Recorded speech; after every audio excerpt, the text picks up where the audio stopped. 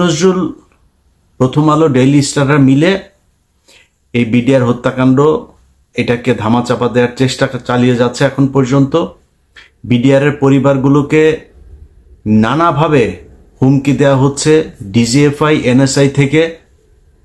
তাদের কিছু কিছু ডিজিএফআই, এনএসআই কর্মকর্তার ফোন রেকর্ডও তাদের কাছে আছে।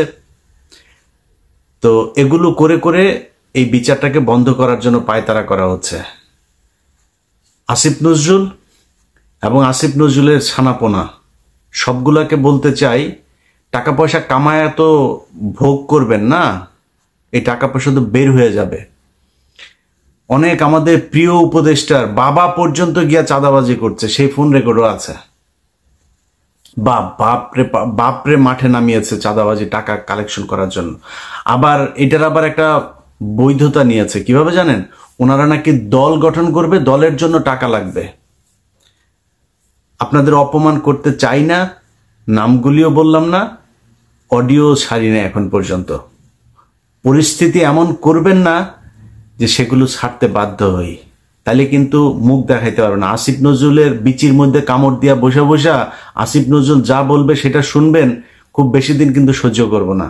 খুব ভালোবাসি, খুব স্নেহ করি, অতএব একটু হিসাব করে চলতে হবে। আপনাদের কাছ থেকে কোনো তদবির করতে যাই নেই যে ভাই আমার ওই লোকের ছাড়াই দেন, এই লোকের ছাড়াই দেন, এগুলো করতে যাই নাই। আপনাদের কাছে দেশটা যেই কারণে স্বাধীন হয়েছে সেইটা চেয়েছি। প্রধান কাজ বিডিআর এর জওয়ানদেরকে ছাড়তে হবে। আসিফ নজরুল এই বিডিআর এর পরিবারের সাথে যেই শয়তানি করেছেন না, বিডিআর পরিবারে যদি উস্কানি দেই না, আপনার গদি বাঁচাইতে পারবেন না। এরকম কোনো পরিস্থিতি তৈরি করেন না যাতে প্রধান উপদেষ্টার বাড়ির ওইখানে যায় হাউকাউ করে। ওখানে কি করবেন? গোলাগুলি করবেন, করবেন, লাঠালাঠি করবেন, করে মারে ফেলবেন। এখন তো সেই দিন নাই যে গুলি করে মারে ফেলবেন, লাঠি মাটি মারবেন। ওরা লাঠি টাঠি খাইতে রাজি আছে। আমি চুপ করে রেখেছি, তাই চুপ আছে। সো এদের কষ্ট কিন্তু আমি নিতে পারবো না। মানে ওদের যে কষ্টটা, সেই কষ্টটা ওরাই বুঝে কেমন লাগে আমি জানি না, আমি বুঝতে পারবো না ওইটা। সো ওদের যে কষ্টটা ওইটা অনুমান করতে পারি। ওদের কথাবার্তা শুনলে বুঝি যে কত আগুন জ্বলছে। ছোট বাচ্চা, 6 মাস বয়স, সেই বাচ্চা এখন বিয়ে করছে, এখন পর্যন্ত মানে করতে পারে নাই, কি বলে, বাবার মুখ দেখে নাই। 15 বছর বয়স, বুঝেন? একটু 2 দিন পরে বিয়ে করার বয়স হয়ে যাবে। অনার্স মাস্টার্স করছে, যেই ছেলে আপনার ক্লাস 3, 4, 5-এ পড়েছে, সে এখন পর্যন্ত বাবার বুকে বুক মিলায় তারপরে জড়ায় ধরতে পারে নাই। সো এদের কিন্তু কষ্ট আছে, হ্যাঁ, মাথায় রেখেন। আপনি বিডিআর বিদ্রোহের এই নাম দিয়া বিডিআর হত্যাকাণ্ডকে বাঁচানোর চেষ্টা করবেন, এই সুযোগ আপনাকে দেওয়া হবে না। কারণ ওইটা যদি আপনি বন্ধ করতে চান, কমিশনরে দিয়েও যদি বন্ধ করাইতে চান, আমারে মায়েরা ফেলতে হবে। এইটা ছাড়া করতে পারবেন না কিছু। যাই হোক, আগে ভাগে বলে রাখলাম, খুব সাবধানে। বিডিআরের এই বিষয় নিয়ে কোনো ধরনের ধানাই ফানাই এটা বাংলাদেশের মানুষ মেনে নেবে না। কারণ এইটার সাথে এই দেশের, এই বিডিআরের অস্তিত্ব জড়িত, সেনাবাহিনীর অস্তিত্ব, এই দেশের অস্তিত্ব জড়িত। দেখছেন না এখন চারিদিকে বর্ডারে বিডিআরের অফিসাররা, সেনাবাহিনী আর বিডিআর মিলে কিভাবে বিএসএফ এর সাথে ফাইট করছে। সারা দেশের মানুষ প্রয়োজনে ট্রেনিং নিয়ে তারপরে বিএসএফ এর সাথে দাঁড়াবে। ভারতের সাথে বাংলাদেশের মানুষ কোনোভাবেই কোনো কিছুতে সমঝোতা করতে রাজি না। এই দেশের মানুষ যুদ্ধ করবে, মরে যাবে। শুধু তোদের মতো কিছু অসভ্য টাকার কাছে তোরা তোদের মা বোনকেও আরেকজনের খাটে শোয়াই দিয়া তারপরে টাকা নিতে পারিস। এটা যদি না পারতিস, তাহলে এই আগস্টে যা ঘটলো, সেই জুলাইয়ের 16 তারিখ থেকে 5 আগস্ট পর্যন্ত, এরকম একটা সরকারের পার্ট হয়ে টাকা পয়সার জন্য এত বিট্রে করতে পারতে না। তোরা তোদের মা বোনদেরকেও আরেকজনের সাথে খাটে দিয়ে আসতে পারবি। আল্লাহ হাফেজ। আসিফ নজরুল 7 মাসে এখন পর্যন্ত এই বিডিআরের যে নিরীহ জওয়ানগুলো, যারা সব সত্য কথা, সত্য সাক্ষী দিয়েছিল, তাদেরকে আসামি বানিয়ে শেখ হাসিনা জেলখানায় রেখেছে। তাদেরকে এখনো আসিফ নজরুল জেলখানায় রাখলো। তাদেরকে জেলখানায় রাখার জন্য আসিফ নজরুল যত ধরনের ষড়যন্ত্র আছে সব কিছুই করছে। আমরা সেই 5 তারিখের পরের এই পর্যন্ত মোট 4টা শুনানি হলো। 4 শুনানিতে সবশেষ জানুয়ারির 8 তারিখে আমরা মনে করেছিলাম 9 তারিখে কিছু একটা হবে, অন্তত কয়েকজনকে ছাড়বে।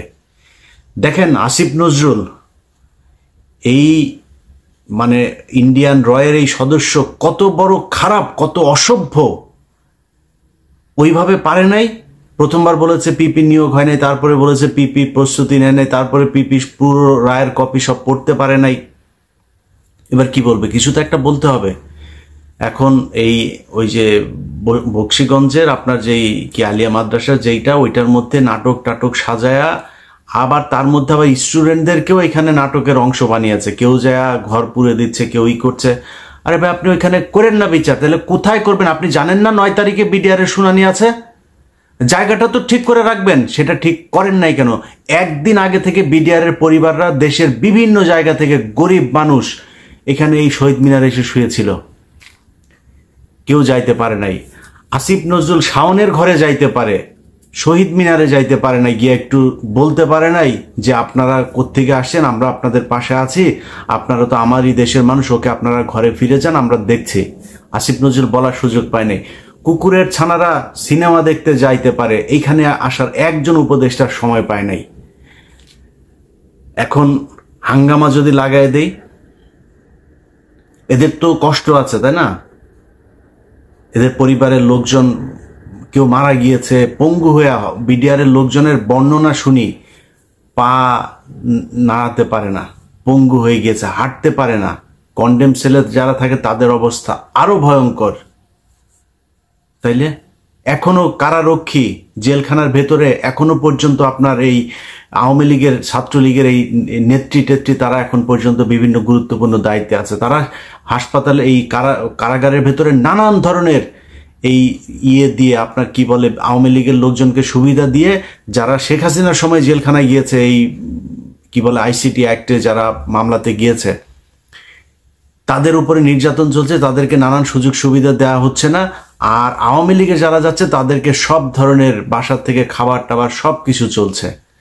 এইভাবে এখনো পর্যন্ত জেলখানা চলছে।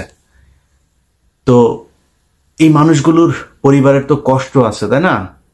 এদের তো দেয়ালে পিঠ থেকে গিয়েছে। তাদের জন্য 9 তারিখে এইভাবে ধোকা দিল আসিফ নজরুল। তো 9 তারিখে আপনি আলিয়া মাদ্রাসার এখানে করবেন না, বক্সিগঞ্জে করবেন না, কোথায় করবেন? কোনো একটা জায়গায় আপনি আগে থেকে সেটা ঠিক করে রাখা উচিত ছিল, করেন নাই।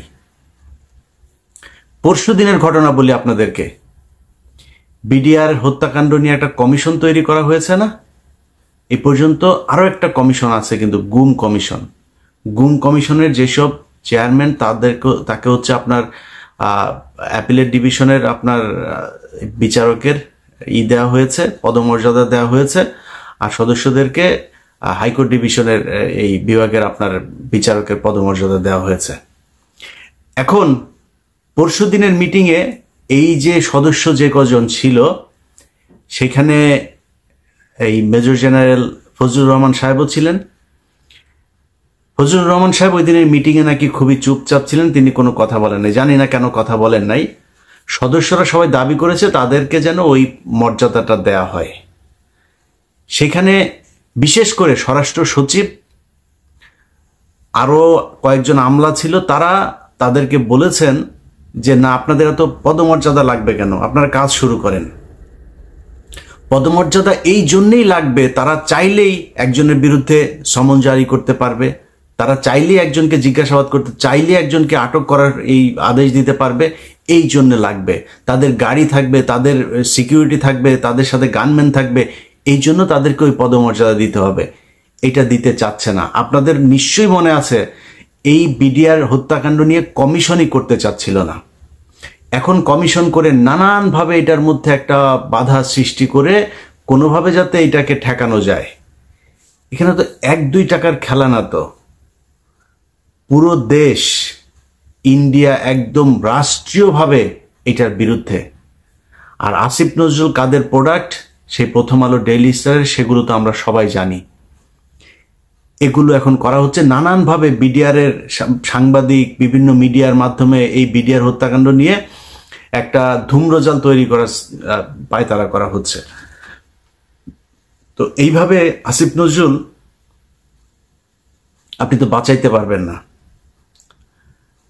বিডিআর এর হত্যাকাণ্ড নিয়ে যত অডিও রেকর্ড, যত কাগজপত্র, যত ফাইল যা যা আছে, কমিশনের কাছে যা নাই ওইটা আমার কাছে আছে। এখান থেকে বাঁচতে পারবেন না। তো আমি কাজ করছি, দিন রাত খাটছি বিডিআর এর এই ফাইল নিয়ে। এক এক ফোন রেকর্ড, সেই 25 তারিখের, 26 তারিখের, 27 তারিখের এক এক ফোন রেকর্ড 1.5 ঘন্টা 2 ঘন্টা করে শুনছি, সারা দিন রাত এগুলো শুনছি, শুনে শুনে লিখছি। আমি তো ফাঁক ফোকর রাখবো না, এমন এক জিনিস বানায় দিব এই কমিশন শুধু আমার ওই অনুসন্ধান দেখা যদি নাকি রায় দিয়ে দেয়, এনাফ, আর কিছু লাগবে না। সো আসিফ নজরুল আপনি যত টাকাই খান, যাই করেন, যেমনি চান, এটা বাঁচাইতে পারবেন না। আর যদি মনে করে থাকেন যা মনে চায় তাই করবেন, এই যে বাংলাদেশ ব্যাংকে রয়ের এক সদস্যকে আপনার বসানো হচ্ছে এখন,